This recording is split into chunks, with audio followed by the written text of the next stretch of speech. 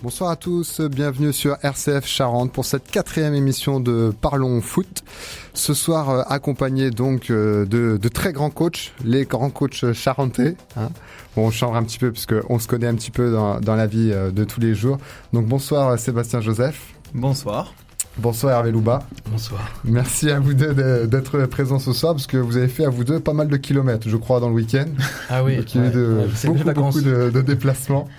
Donc merci à vous d'être avec nous. Bonsoir Jean. Salut. En forme, en pleine forme au taquet. Bon, super. Sachez aussi que vous pouvez également retrouver l'émission en direct sur le Facebook de la CFC en live.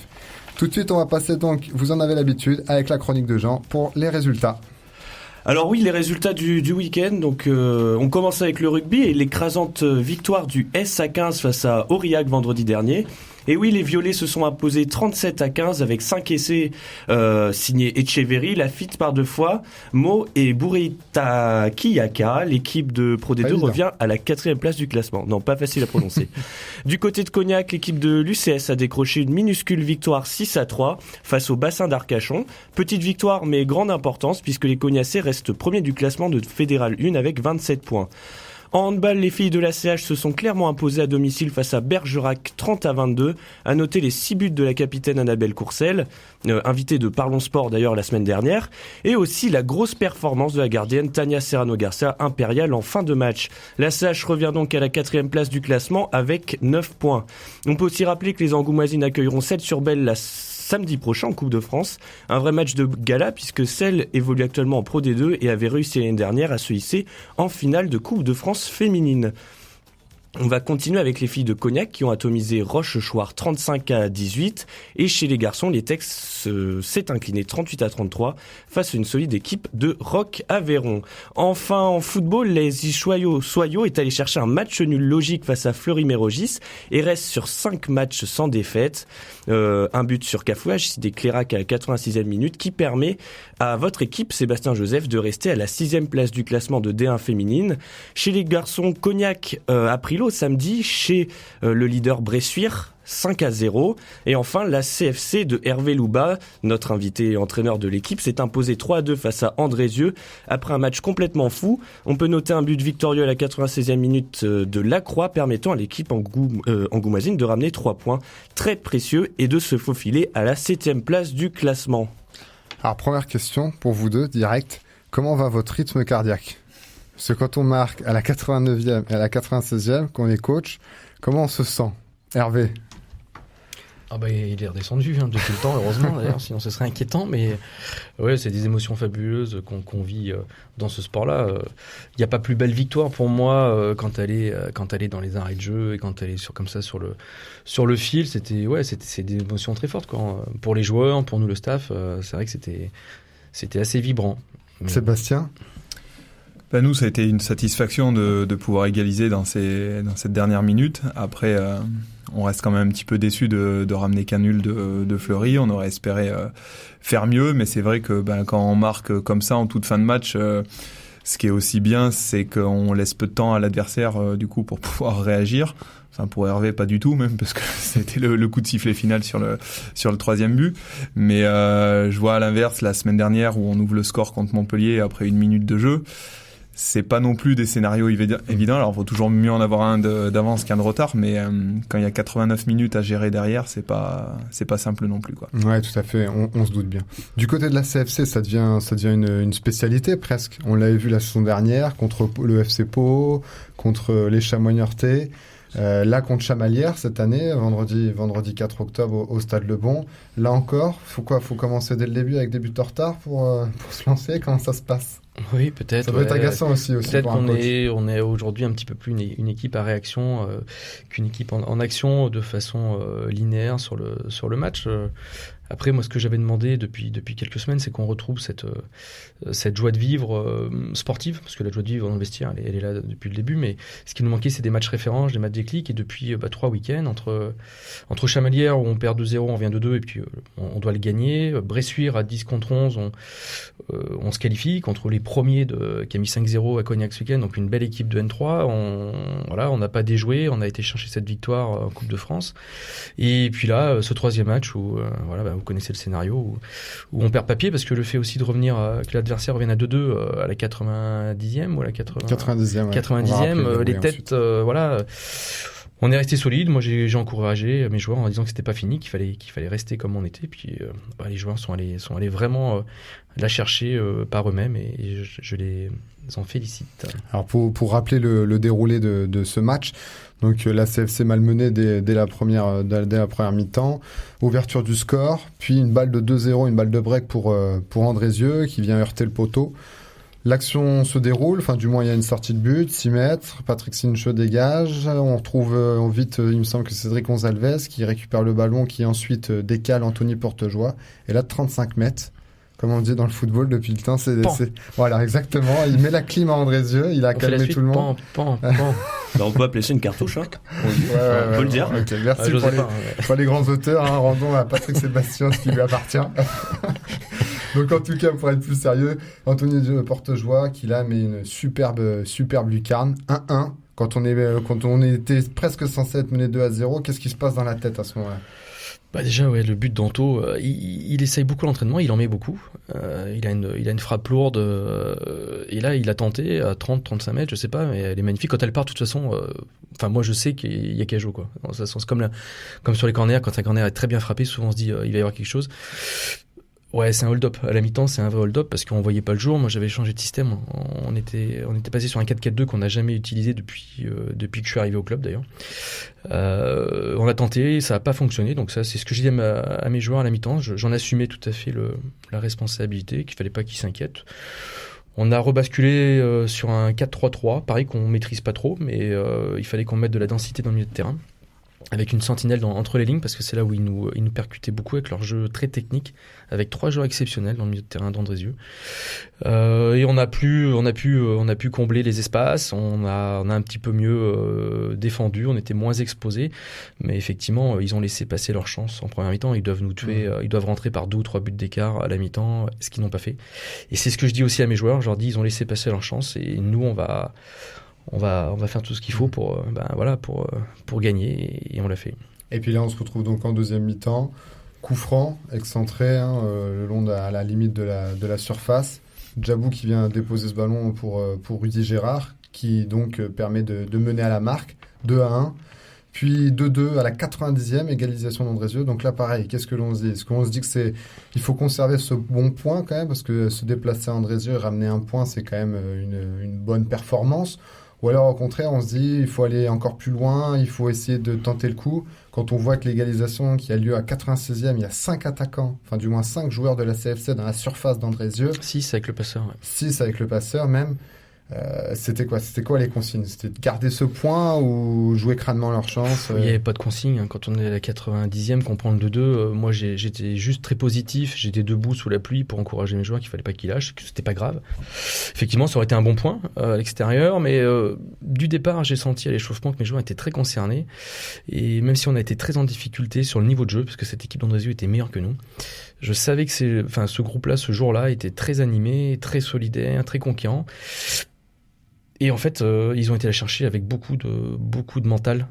Pas par le foot, parce que je vous dis, on a subi. Mais cette équipe qui a joué et les joueurs qui sont rentrés en jeu ont vraiment apporté quelque chose aussi de fort. C'était, on pouvait basculer, on pouvait perdre 3-2, ou on pouvait aussi l'emporter, et on n'a pas faibli. Et la preuve, parce que quand on se présente à la 96e à 6 contre 3 sur un contre dans la surface adverse, c'est qu'ils ont eu l'audace, l'ambition, et ils se sont donné les moyens d'aller la chercher, et ça, bravo à eux. Le deuxième but, Yann frappe très bien le coup de pied arrêté, on coupe trajectoire, on a marqué sur nos armes, et c'est très très bien. Moi, j'avais une question à vous poser. Est-ce que ce genre de victoire, c'est pas les plus belles possibles quand on est entraîneur ? Se dire marquer ce but à la 96e, et surtout voir une envie constante de la part des joueurs de gagner en fait jusqu'au bout. Ouais, ça c'est pour un entraîneur et puis pour les joueurs. Seb doit va le confirmer aussi, j'imagine, mais il y a pas meilleur, même peu importe la prestation, parce que la prestation était pas très bonne par rapport à l'adversaire, comme je vous disais, qui était pour moi était supérieur. Mais le fait d'aller la chercher avec des triples comme ça, c'est une explosion de joie, et je crois que c'est un match qui va nous servir. Je vous dis, les prémices il y a 3 semaines avec Chamalien plus Bressuire, et ce match-là confirme sa dynamique mentale qu'il y a dans cet effectif qui ne lâche rien. Est-ce que de votre côté, Sébastien Joseph, il y a eu une explosion de joie pareil pour cette égalisation, ou c'était un petit peu plus mesuré, puisque vous disiez vous auriez peut-être aimé aller ramener carrément les 3 points de Fleury? Non, il y a toujours forcément de la joie. Après, c'est plus du soulagement à ce moment-là, parce qu'on voit le chrono défiler et qu'effectivement on menait pas au score, et que c'était extrêmement frustrant là de pas ramener de points du tout et de laisser aussi un concurrent direct nous récupérer 3 points. Donc c'est plus du soulagement. Après, c'est vrai qu'on a eu dans les arrêts de jeu une situation vraiment intéressante où on a 3-4 corners d'affilée. Enfin, on poussait aussi pour aller vraiment chercher la victoire. Et voilà. Après, c'est vrai que ce qu'on peut reprocher, un peu comme Hervé le disait à l'instant, c'est que on a été plus dans la réaction que dans l'action. C'est-à-dire on est rentré, on va dire, à la mi-temps sur un espèce d'euphorie de match qui était haché par beaucoup de fautes, beaucoup d'arrêts de jeu, un terrain qui était très difficile. Il y avait beaucoup de sorties de balles, donc un rythme qui était pas bon. Et on prend ce but à la 50e. Et là, on a commencé à accélérer, à essayer de jouer un peu plus malgré l'état difficile du terrain. Et ce qui est dommage et frustrant, c'est de se dire que si effectivement on avait su maintenir cette intensité, ce rythme, cette ambition dans le jeu depuis le départ, on aurait largement pu l'emporter. Après, ce qui est intéressant dans ces victoires-là, c'est qu'outre l'aspect mental, ça montre aussi la capacité athlétique des joueurs. C'est que il n'y a pas... comme Hervé, on prend un but dans fin de match, on peut se dire, est-ce qu'on a baissé le pied, est-ce qu'on était moins bien physiquement ou quoi? Quand derrière, on est capable d'aller mettre le 3e, nous, je veux dire, c'est que c'est pas un problème physique. Nous, la semaine dernière, c'est pareil, contre Montpellier, on fait un but partout. Mais finalement, on a plus eu un creux, on va dire, entre la 35e et la 60e. Mais sinon, sur la dernière demi-heure, on a eu beaucoup de situations aussi qui étaient favorables, de 3 contre 2, de 2 contre 1, qu'on doit mieux gérer. Mais ça montre que dans les jambes, dans les têtes, l'équipe, elle est là et elle est bien. Et ça, c'est important aussi, quoi. On a pu voir ce week-end qu'à Fleury-Mérogis, la qualité du terrain était lamentable. Est-ce que ça peut vraiment jouer contre vous? Parce que clairement, contre toutes les équipes. L'année dernière, Lyon était venu faire un but partout sur ce terrain-là, et on connaît la qualité de l'équipe de l'OL, mais à un moment, ce qui est difficile, c'est quand on a des équipes qui veulent essayer de jouer et de faire du jeu, mais quand on est sur un terrain très difficile, jouer en 1 ou 2 touches, c'est impossible. Donc à chaque fois, faut contrôler, poser le ballon, faire la passe, donc c'est du 3-4 touches à chaque fois. Et puis au bout d'un moment, les joueuses, elles sont constamment dans le duel, le terrain est gras, tu glisses, t'as toujours une joueuse sur le dos, t'es incapable d'enchaîner vite. Au bout d'un moment, t'as plus trop envie de t'embêter, tu commences à balancer des grands ballons, et à partir de là, ça devient rapidement moche, quoi, des 2 côtés. Donc c'est des matchs où t'es constamment dans le duel. Et du coup, pas possible de poser le jeu. Non, c'était en plus de la pluie, en plus d'un terrain qui, on le sait, généralement est déjà mauvais, c'est-à-dire qu'il est réputé pour être le plus mauvais de la D1, mais en plus avec les conditions de météo qu'il y avait là, il s'est dégradé à vitesse grand V. Donc là, ça devient très compliqué, quoi. De manière plus générale, vous faites un bon début de saison. À part l'équipe de Lyon et même Paris, on a l'impression que Soyaux peut aller chercher la victoire chez toutes les autres équipes, ou au moins être assez combattante. On est face à une équipe, comme je le disais, compétitive et peut-être plus solide que l'année dernière. Comment vous pouvez l'expliquer ? Déjà, c'était une des volontés de ce qu'on avait mis en place cet été en voulant garder la majorité de l'effectif, puisqu'on a gardé 19 des 20 joueuses qu'on avait la saison dernière. Donc ça c'était aussi dans l'idée de pouvoir travailler dans la continuité, d'avoir déjà des automatismes, des joueuses qui se connaissent bien. On sait qu'il y a beaucoup de mouvements dans le foot féminin chaque été au niveau de tous les effectifs. Et l'idée, c'était aussi de travailler avec un temps d'avance sur les autres équipes, en ayant déjà beaucoup de bases de travail qui avaient été faites sur la saison passée. Après, c'est vrai que la D1 de manière générale se nivelle aussi. Et il y avait des équipes qui étaient très fortes avant, qui commencent un peu à perdre de leur suprématie. Et je pense que ça arrive à tout le monde. On l'a vu hier avec Lyon qui va faire 0-0 à Dijon comme chez les garçons, alors que Dijon était dernier du classement. Voilà, avant le premier de D1, l'OL contre le dernier de D1, c'était 9-0. Maintenant, voilà, ça peut arriver à toutes les équipes. Et effectivement, on sent que cette année, on est capable d'aller prendre des points chez tout le monde. Malheureusement, je dirais, on peut être aussi capable d'en perdre contre tout le monde. Et je pense que c'est à nous de montrer dans la régularité sur l'aspect mental qu'on est capable de passer un cap et justement d'aller un petit peu au-delà de ce qu'on a l'habitude de faire. Et justement, comment vous jugez votre début de saison, puisqu'on le rappelle, une défaite lors de la première journée de championnat, ensuite que de l'invincibilité, 2 victoires, 3 nuls. Comment vous jugez votre début de saison ? On peut considérer que c'est un bon début de saison. Oui, forcément, je dirais on est à 8 points, donc on peut être satisfait. Maintenant, pour moi, comme je dis toujours, le championnat, il se mesure vraiment qu'à la trêve quand tout le monde a joué, toutes les équipes. Aujourd'hui, on s'est mis des objectifs sur des blocs de 4 matchs. On a un peu dépassé les objectifs sur le premier bloc, qui était de 4 points, on en a fait 7. Maintenant, sur le deuxième bloc, on a un objectif de 5 points. Pour l'instant, on est à 2. On a la réception de Dijon ce week-end et ensuite un déplacement à Bordeaux. Au stade Lebon à 14h30. Voilà, ce samedi.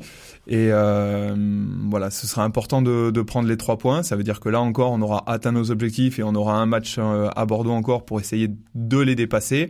Et voilà, globalement, si on est capable, je crois que sur le 3e et dernier bloc, on a un objectif de 7 points.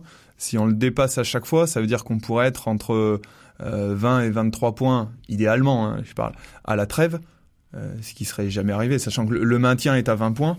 Enfin, ça veut dire qu'on aurait acquis notre maintien au mois de décembre, enfin à la trêve, ce qui est jamais arrivé. D'habitude, c'est entre mars et avril dans le meilleur des cas, quoi. Alors c'est intéressant cette méthode étape par étape de fixer des objectifs. Je me suis inspiré d'un certain Hervé Louba à la CFC qu'on m'a dit qu'il fonctionnait comme ça et je trouve que c'était... Ah bon. Quelle chance, c'est notre invité. Non, mais justement, j'avais entendu parler qu'il y avait des blocs de points comme ça et je trouvais effectivement la méthodologie oui, la saison dernière, intéressante et c'est vrai que nous on avait toujours tendance à faire une bonne entame sur les 5 premières journées et après décliner. Je pense qu'il y avait voilà, on sait très bien que pour les joueuses ou les joueurs, voilà, les 5 premiers matchs, les 5 derniers matchs, il y a une émulation, un engouement un peu particulier, et puis il y a tout le reste à savoir gérer. Et c'est vrai que cette année, on a voulu essayer de fonctionner comme ça pour avoir une motivation permanente. Et puis on a une gestion aussi de l'effectif qui est différent. Cette année, on a beaucoup plus de turnover sur chaque match. On essaye de garder impliqué tout le monde et surtout comme ça d'avoir peut-être aussi des joueuses qui sont un peu moins sollicitées en permanence. On tire moins sur la corde, toujours les mêmes, et on va peut-être traverser cette période de creux habituel en ayant un petit peu plus de fraîcheur physique. Maintenant, c'est vrai que voilà, il y a plus de qualité dans l'effectif, on a une plus grande profondeur de banc, c'est ce qui permet aussi de faire ça. Alors justement, Hervé Louba, vous restez sur des très bons coachings, puisque à Chamalières, à la mi-temps, vous n'hésitez pas à sortir 2 joueurs. Du coup, le résultat, ça a été une petite remontada 2-2 contre Bressuire, alors que vous vous retrouvez à 10 à peu près à la 70e minute de jeu, au lieu d'enlever un attaquant, ce qui se ferait naturellement de la part de tous les coachs. Non, au contraire, vous restez avec vos 2 attaquants. Là encore, ce week-end, avec des changements dès la mi-temps. Comment ça se passe, cette gestion d'équipe, cette gestion des hommes, cette gestion des joueurs? On a appris aussi qu'il y avait eu quelques mouvements aussi récemment au niveau des départs du côté de la CFC, si vous voulez en dire un mot. Non. D'accord. Eh ben c'est fini, merci pour vous. Alors déjà, pour répondre à la première question, oui, il y a des coachings des fois payants, d'autres moins payants. Alors souvent les moins payants, tout de suite, les spectateurs ou les supporters ou il y a plus de répercussions quand on coache mal. Inévitablement. Par contre, quand on coache bien, il y en a pas beaucoup. Donc oui, des fois. Pas assez, du moins. Pas assez. Sur les 3 derniers matchs, il y a du coaching payant avec mes adjoints, parce que je suis pas le seul à décider, avec Gilles, Fabien, avec Julien.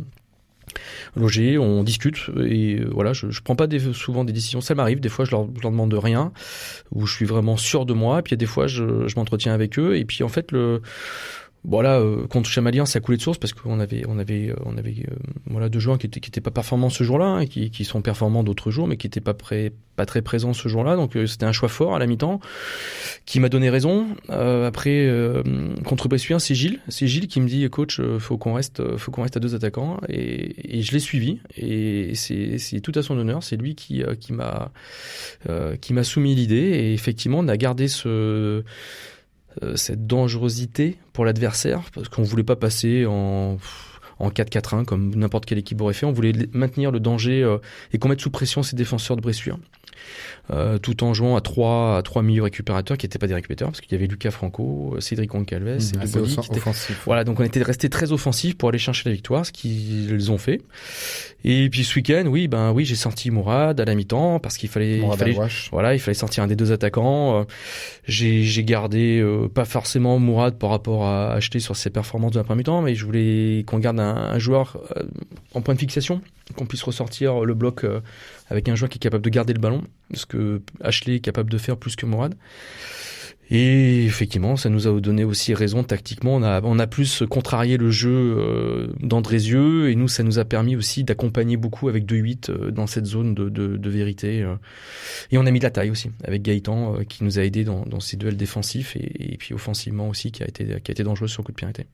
Ça doit pas être évident justement de gérer, de donner du temps de jeu à tout le monde déjà, quand tout le monde est sur le qui-vive, que se donne à 100% l'entraînement. Il y a des choix aussi, des fois où il y a un ressenti de coach, l'instinct du coach.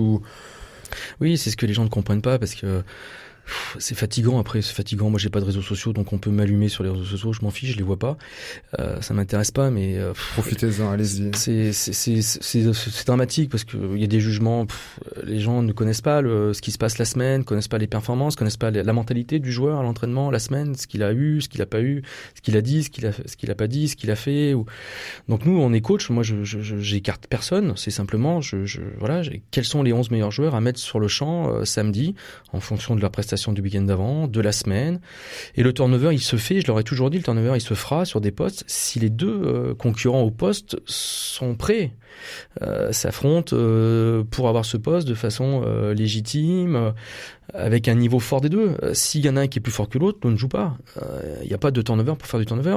Le turnover, il s'effectue si les 2 joueurs, par exemple, sur ce poste-là, méritent de jouer. Donc là, on peut y aller. Sinon, non. Voilà. Et puis, il y a quelques cadres un peu plus dans le vestiaire. S'ils sont pas au rendez-vous, ils ne joueront pas non plus. Il y a pas de passe droit. Personne n'est intouchable. Personne n'est intouchable. C'est ça c'est pas le plus dur. Enfin, le dossier le plus compliqué à gérer sur 25 joueurs. Enfin, c'est le management.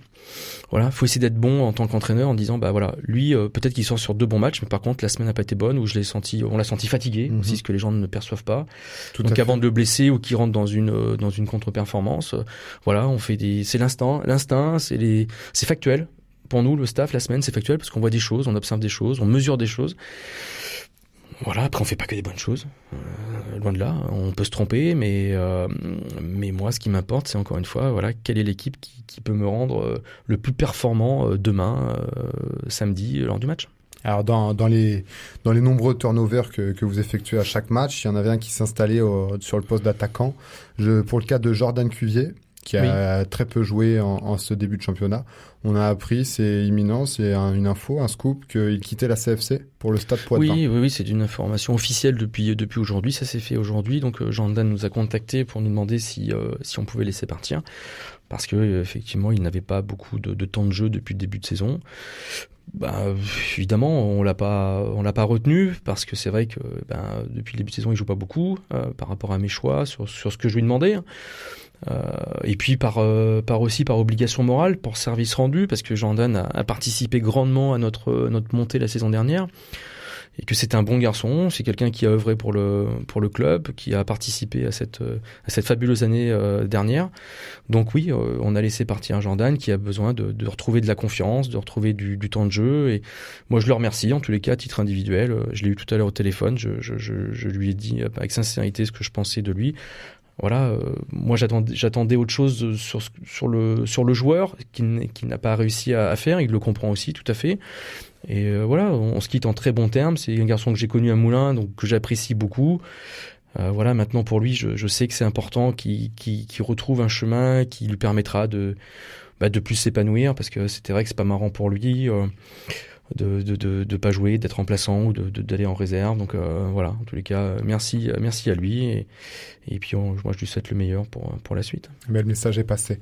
Sébastien Joseph, c'est compliqué de faire la part des choses entre la joueuse, la femme, l'individu et puis le footballeur. C'est à un moment donné, ça doit pas être simple, puisque on sait très bien que le footballeur est conditionné par ce qu'il est au dehors, à côté, et que comment justement arriver à distinguer les deux? Dans ce que disait Hervé, qui est très juste, c'est que le turnover qui est mis dans un groupe, il ne peut se faire qu'à performance égale entre les joueurs. Donc après, effectivement, il y a du management, il y a de la discussion quand les joueuses sont sur la touche ou qu'elles sont pas prises dans le groupe. Moi, ce que je leur dis souvent, c'est que actuellement, ça impose le fait que le groupe soit performant, qu'il y ait des résultats, que du coup il y a aussi du travail à l'entraînement.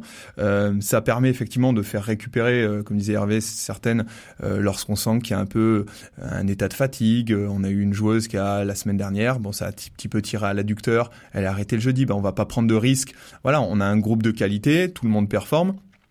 On va pas prendre le risque d'en blesser une pendant 3 semaines, alors que voilà, le kiné nous conseille pas qu'elle dépasse la demi-heure en temps de jeu. On peut avoir, on a une fille qui a une petite carence de vitamines, elle est un peu fatiguée en ce moment, machin. Ouais, et après les gens disent tiens, c'est bizarre, pourquoi est-ce qu'elle t'est pas? Et oui, mais vous savez pas tout.